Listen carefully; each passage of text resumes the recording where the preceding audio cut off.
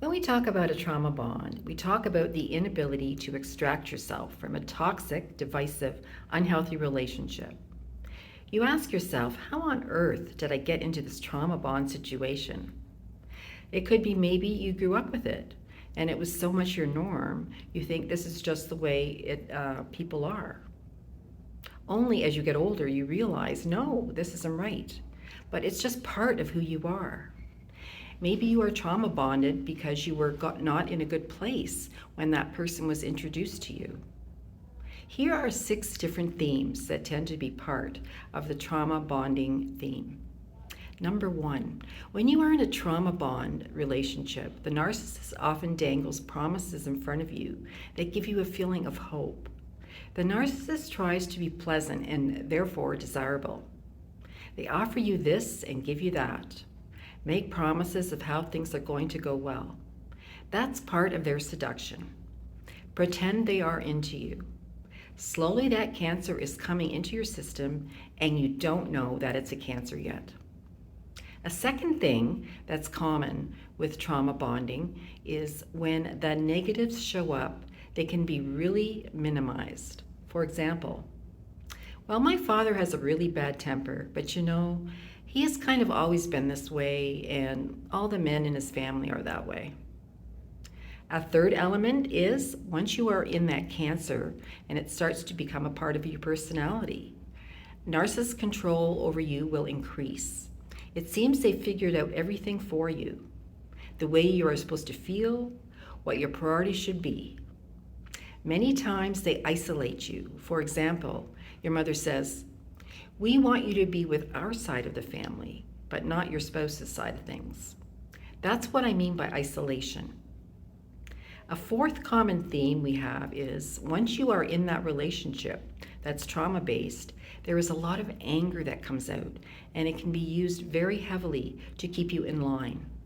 You are afraid of your partner's temper and erratic behavior.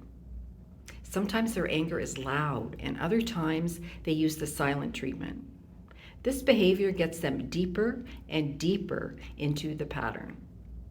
A fifth very common theme that goes along with the trauma bond is that things like guilt, shame, and threats become very prominent, and it's like, if you let other people know what's going on with us, first of all, it's your fault, not mine.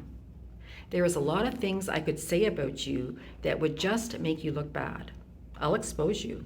I'll share all the dirt about you. Then you pull back. You don't want to be honest and open because you don't know what that person might do to destroy other relationships. A sixth common theme is that you could be systematically pulled into an ongoing pattern of codependency. When we talk about codependency, it's like that narcissist is saying, I want you to run everything through me first. They are dependent on you to be their supply, but they won't say that. Once you begin realizing you have this psychological cancer in your life, you see you've got so many patterns that keep you tied to that person, it's very difficult. Then you start looking back on your earlier life and other relationships that didn't work out, and you don't want another failed relationship. Maybe you fear what people think of you if you have to go through that no contact and all. There may be a money issue that is there, or you are afraid what will happen to the children if you go through a major adjustment with that person. It could be you already have a propensity towards anxiety, and that anxiety keeps you tied in. It is possible to get out of that trauma bond, but it's not going to be easy, and it's going to require some major firmness and determination on your side. Remind yourself you're in an abusive situation and you didn't ask to be abused. It's important to remember that.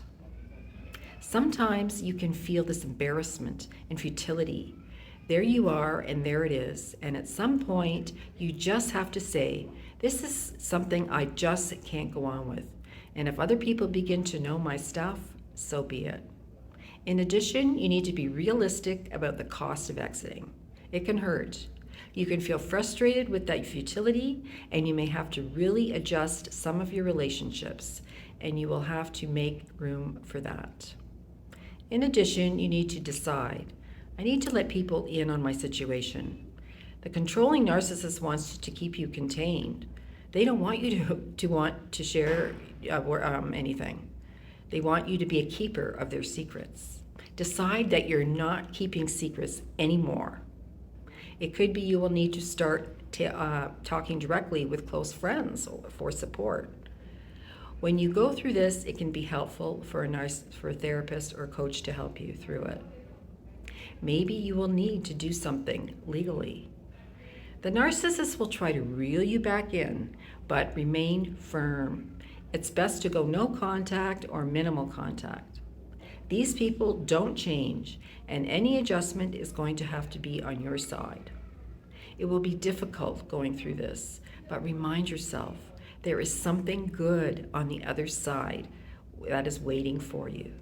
You deserve a good life, and living bound with somebody who is very toxic is not going to get you there. You have to be determined to practice self-care and let people help you along the way. Take care.